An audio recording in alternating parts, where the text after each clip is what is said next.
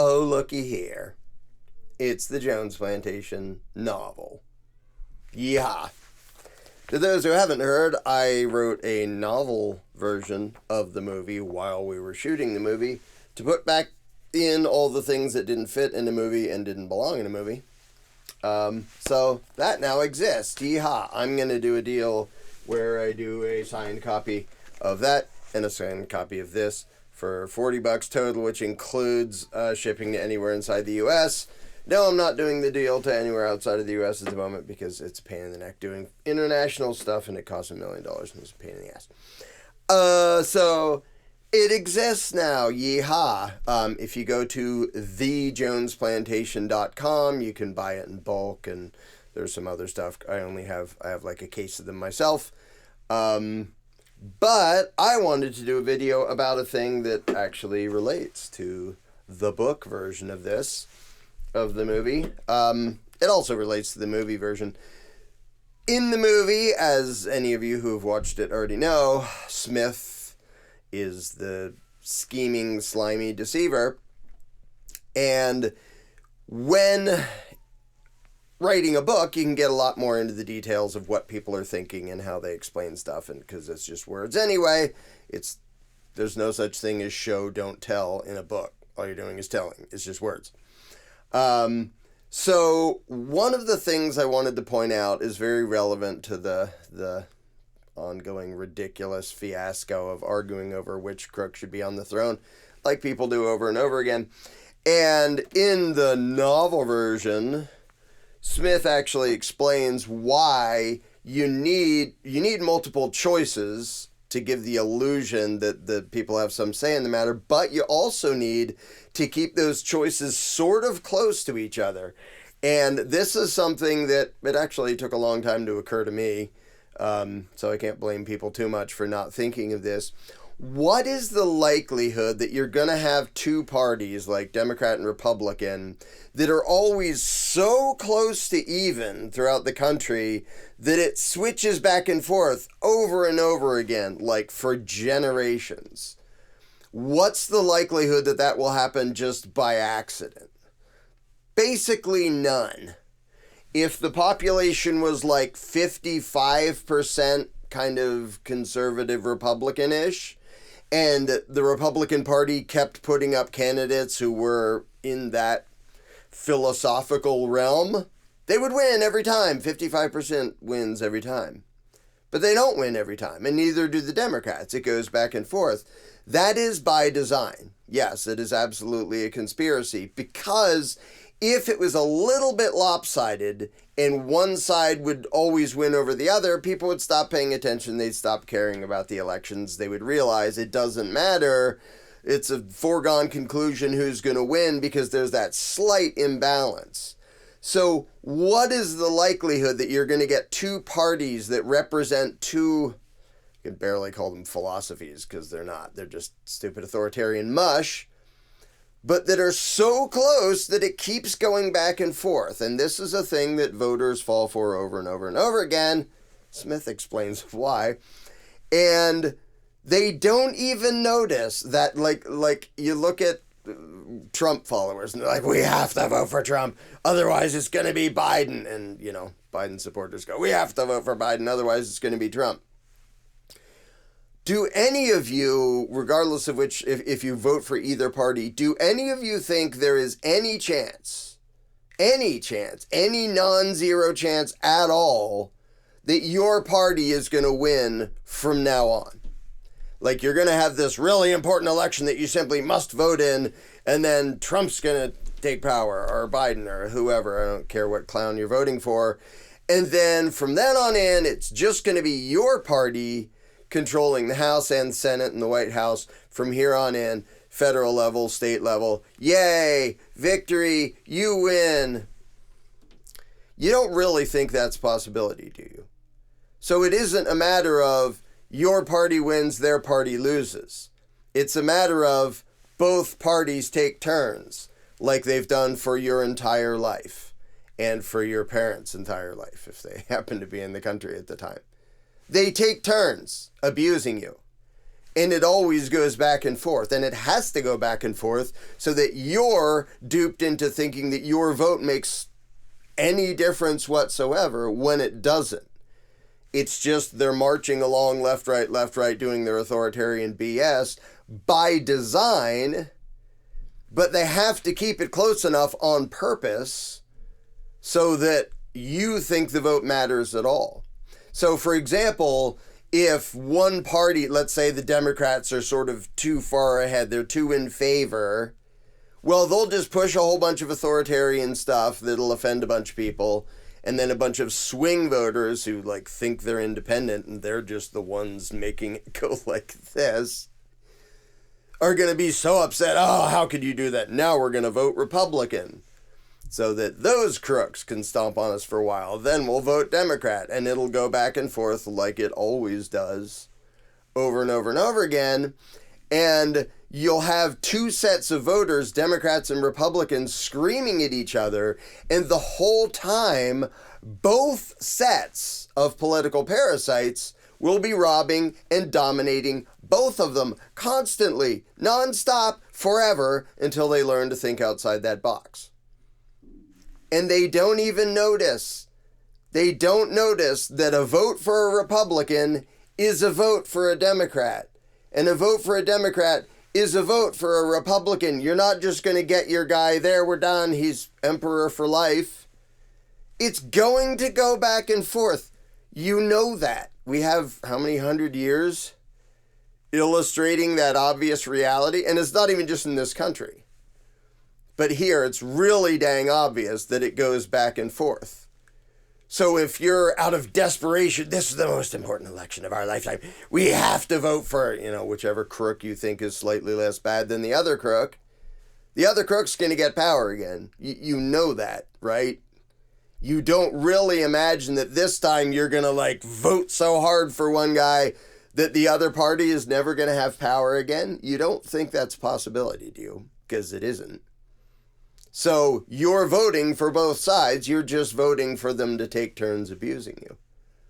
Now, if people can't comprehend that they would do that on purpose, then you have to just ignore the statistical impossibility of this actually happening, what we see, of it switching back and forth over and over again. And well, now this state is shifted left and this state is shifted right, and we'll show all the maps with the red and the blue and the blah, blah, blah going back and forth. And the likelihood that you'll get exact balance close enough to have that happen between two pretending to be fundamentally different philosophies, that's ridiculous. One would have a little bit of an edge, and then it would have House, Senate, White House, and it would rule everything. Has it never occurred to any of you voters the likelihood that we would see what we see naturally is zero? And the likelihood that you're going to get the Republicans into power and they're going to save the day. By the way, back when I was a gullible statist still playing the game, there was the 94 Republican Revolution, where there was a big shift in the direction of conservatives who were talking about government as the problem and we have to hack these taxes down and slash and burn all these agencies and this and that and the other thing. That was the swing at the time. A bunch of the people who talked about that are still there. It didn't make any difference. It did absolutely nothing. It was the swing to get people excited and to get people thinking their vote mattered. It didn't. It's gone back and forth since then, like it always has. It accomplished nothing. And that was part of me waking up to the fact that for all the excitement that a bunch of limited government types had for the 94 elections, didn't do anything except use up their excitement and energy in a way that accomplished nothing for them. But if your brain can't contemplate the possibility that this is by design, that they're doing this on purpose, you just think that, well, just by coincidence, it happens to be a really close race every time, not in every single election, but absolutely in the balance of power between the two faces of the one ruling class pretending to be at odds with each other. And you think that just happened. No, it didn't. And the thing is, if somebody can explain, like the Jones Plantation, the movie, and the Jones Plantation, the novel, both have the guy explaining how he does tricks. Now, there's a lot more tricks in the novel just because you can fit more in a novel than you can fit in a movie. But when somebody reads the explanation of the tricks that have been done right in front of them the whole time, even that doesn't guarantee that the person won't keep falling for it. Because a lot of people are so emotionally invested in like, I'm going to vote for the lesser of two evils. As, no, you're not. You're voting for both evils. You're doing the thing that makes it go left, right, left, right, left, right. That is the outcome of voting. Did you really think it was ever going to do anything else? Now we're just going to be Republican from now on. You don't really think that, do you? So when somebody points out the statistical likelihood, being 0, that this would happen naturally, if you actually took a whole bunch of people and said, well, what do you people believe? Like if the government was actually a bunch of people, it would still be bogus, but if it was actually a bunch of people saying, well, we want to represent you and run things the way you, the people, want them run, so how would you like things run? Do you think any of it would look like the Democrat Party or Republican Party? No, neither of them give a crap what you want. And they demonstrate that over and over again. And they're not opposed to each other. They're not opposites. They take turns abusing you and you keep voting for them. And so when you point out a trick like this to people, a lot of people still can't, even when they see the trick, they can't stop themselves from feeding the trick and playing right into it. I often use the analogy of like a magician who does a trick and you go, ooh, ah, and then he turns around and shows you how he does it. Oh, there's a mirror and there's a compartment over here. And there's oh, okay. If he does it again and you go, ooh, ah, again, you're kind of an idiot. Kind of a gullible idiot. And so, unfortunately, that's how it is with a lot of people who fall for politics. And that includes a bunch of people who fall for third-party politics. We have to vote for the Libertarian Party because that went so well the last zillion times you tried it. Oh, no, you accomplished nothing. That's right, absolutely nothing. You threw your time and energy and money into a game, and then the left and right just kept stomping on you, and you accomplished nothing at all. But maybe this time, no. And after this time fails, well, maybe next time, no, it'll fail too. They'll all fail. Every single one will fail. And every single time you try to deceive yourself into thinking there's some chance that voting is going to fix the problem, you're just helping the magicians fake you out and deceive you. And it's pathetic to watch. And so when it comes to the movie and the book, explaining how these tricks are done, even a lot of people who see it are going to want to deny that that's the reality. They're going to want to think that, no, well, there really are fundamental differences between the parties. No, there aren't. Name one. Well, Republicans believe in gun rights. Well, except when they don't, which is all the time.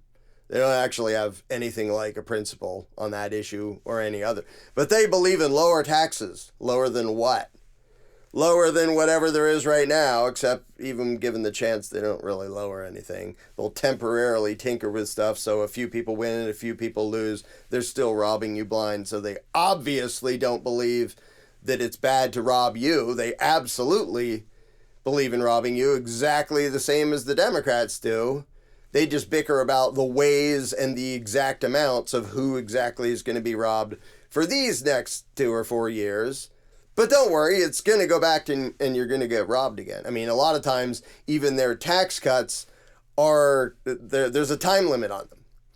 I'm going to let you not quite get robbed as much for a couple of years, then you're going to get robbed just as much again. That was true of the Trump tax breaks, which were just, ridiculous game. They run out in 2025. And if they don't run out, the other party can just legislate to change it anyway. Well, Trump got us out of the Paris Accords, and Biden put us back in the Paris Accords. What did it accomplish? It accomplished one thing, which is making you think there was a difference. In the long run, it accomplished absolutely nothing. But to play the game and pretend to be in favor of freedom makes you think that the game is real. And this is something that, I mean, they do it obviously if you pay attention. We're having a vote against this bill that everybody hates. It's authoritarian garbage. Oh, it just barely passed by a few votes. Who voted for this thing that nobody wanted? Well, all the people who were incumbents who didn't really have a threat running against them. Who proudly in principle voted against it? All the people who needed to win that election pretended to be against it. Did they then benefit from the power they received from what they voted against? Yeah. So what was the outcome? Authoritarianism won, and you were dumb enough to think that some of the beneficiaries of that actually give a crap about you. And we're trying to stop it.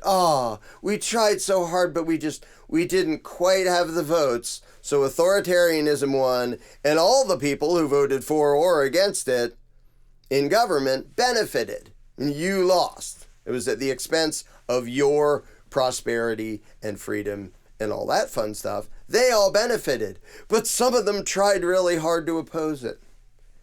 No, they didn't. They just tried really hard to make you think that they opposed it, knowing full well it was going to pass anyway. Why do you think they always just barely pass? They know what the votes are going to be ahead of time. And the ones who are desperate to win in their dumb little elections are like, can I pretend to be against this authoritarian bullshit that nobody likes so I can win and I can pretend like Newt Gingrich, you slimy piece of crap? He did a great job of pretending he believed in freedom and stuff running up to the 94 Republican Revolution. He didn't believe any of it. Not one stinking word. Same with Rick Santorum, same with a bunch of them.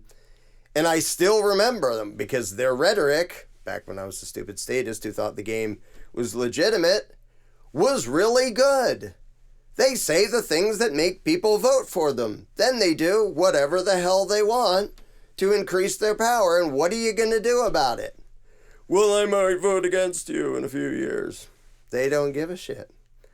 Left, right, stomp, stomp, stomp. You get stomped. You legitimize it. You play the stupid game. It accomplishes nothing. You get stomped on by both sides of the one ruling class, and you don't learn. But this election is the most... No, it's not. It never is. They always say that every single election. It's never true. It never matters at all. In any way, shape, or form, it's a show they put on. And so trying to get people to accept that the thing they fell for and threw a bunch of their energy into is a total deception and manipulation designed to dupe them, people don't want to hear that. And it has to be like so in their face and obvious that they kind of don't have a choice but to recognize it. And so that's what we tried to do with Jones Plantation movie and Jones Plantation novel, to spell it out in such a way that you can't really miss it anymore. You can't really deny what's been happening this entire time. And yes, it was absolutely by design. And no, the two parties aren't against each other. They've never been against each other. So anyway, I guess that's enough rant about that. And if you haven't thought about that before, I can sort of sympathize with it not occurring to you that, yeah, what is the likelihood that the elections would keep being that close so it goes back and forth? Like, just look at the list of presidents and whether they're Democrat and Republican. Ding, ding, ding, ding, ding, ding, ding, ding, ding, ding, ding, ding, ding, ding, ding, ding. Why would that happen? If the people of the country mostly believe, 51% of them all believed one thing, well, then you're going to get that guy forever. Have you ever even thought about why the elections go back and forth and what it would do if they didn't? Almost half the country would go, it's pointless voting because we always lose to those guys. They need to keep it close enough so that you think your vote matters, so that you pay attention, so you play the stupid game. And they will do whatever theatrics, including bringing in professional wrestling, babbling imbecile Trump, to make you think something's different. He's anti-establishment. Oh, really? by coincidence, appointed all the same people to all the same positions and did nothing to actually substantively change what's going on. Oh, what a coincidence. I wonder why that always happens every single time. Hope and change. Oh, yeah, that was Obama. Same crap. Pretending to be anti-establishment. Pretending to want to change things. Changing nothing. Every single time. So, how long are you going to keep falling for that? But what else are we going to do? What else are we going to do is your excuse for falling for a game that's that obvious. There's kind of no hope for you. If you've outgrown that game and recognize, of course this is orchestrated. Of course this is by design. Of course there really is the version of Mr. Smith in the real world. Now, it isn't one guy. In fact, these days their propaganda is kind of lame. I think Mr. Smith is a way better propagandist than any of the current liars, which is weirdly a good thing that they're not that good at it anymore. But if you can't fathom the possibility that they would do that to you, and so you say, well, I don't know what else to do, so I'm going to keep playing the game and empowering them and making the same thing happen over and over again. Just, like, if you say, I don't know what else to do, but I've given up that, okay, then you can start thinking about what's the alternative. Because Democrat and Republican aren't alternatives. They're the same thing. It's the two wings of the one monster that stomps on you the whole time, and they take turns. No matter who you vote for, no matter who anybody votes for, they take turns stomping on you. And in reality, they both stomp on you at the same time. There's plenty of Democrats and Republicans in Congress all the time. They're all stomping on you. They're all robbing you. They're all spending stolen loot that they stole from you and everybody else year after year after year after year. You're the one empowering them to do that and making the game look legitimate as long as you vote. So, people need a very rude awakening to all the way recognize that they are enabling the worst people in the world.